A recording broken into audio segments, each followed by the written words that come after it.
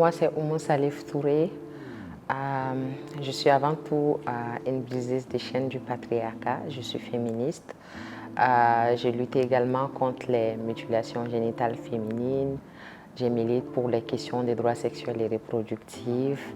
Je suis activement sur les questions des violences basées sur les genres également. Je pense que ça fait à peu près une dizaine d'années que je suis dans le militantisme. Je suis assez active sur ces questions-là.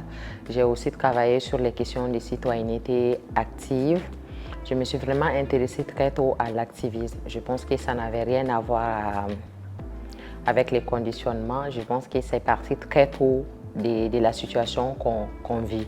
Parce que c'est très dur au Mali de naître et grandir sans forcément passer par la case MGF, mutilation génitale féminine, mariage d'enfants, viol, tentative de viol. Les violences basées sur les genres sont banales au Mali. Du coup, les gens sont parfois étonnés de voir que très jeune, j'ai commencé à militer sur ces questions-là. Mais ça n'a rien à voir avec une éducation réussie à la maison, maternelle ou paternelle. C'est plutôt une réponse à tous les sexismes qu'on a reçus au quotidien. Du coup, depuis des années, je travaille sur ces questions. Je suis passée par des organisations internationales pour finalement, avec d'autres collègues, créer ce qu'on appelle aujourd'hui Fémilide.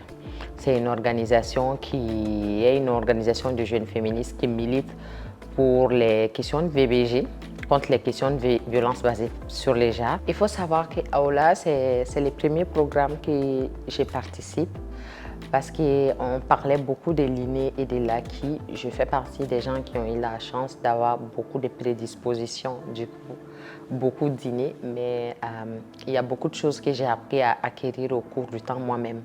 Mais en tant que leader, on apprend très vite que le développement personnel et surtout sur le plan leadership ne peut pas se faire si on fait chemin seul.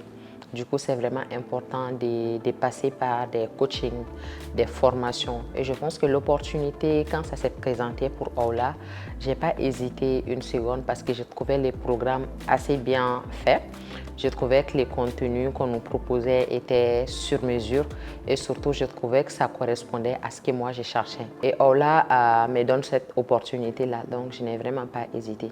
Maintenant, sur le plan leadership, je pense que c'est bien aussi de bénéficier d'un coaching parce que les expériences, quand ça se partage, ça permet de voir d'autres perspectives, de voir le leadership sous d'autres angles. Donc, ça me permettrait d'expérimenter d'autres opinions, d'être clean. Je pense que ces programmes me permettent d'être redevable envers ma communauté en essayant de transposer cet engagement-là avec d'autres jeunes filles. Ça m'amène à parler d'intersectionnalité et de légitimité. Je suis là aujourd'hui parce que j'ai eu une opportunité et je pense que cette opportunité n'est pas de mise pour tout le monde. Donc, pour des questions de redevabilité, je pense que ce programme va me permettre de faire bénéficier aussi les filles de notre communauté de la même chose. Il s'agirait pour moi de les aider à travers ce qu'on va appeler les projets Les Cercles du pouvoir à faire des actions de renforcement des capacités, d'acquisition de compétences, mais aussi d'espace d'expression, de mentorat et de coaching que nous avons déjà. Nous allons continuer à les privilégier. Ça va permettre aussi à d'autres jeunes filles d'avoir des apports, de se sentir valorisées, de contribuer à l'élévation de d'autres filles.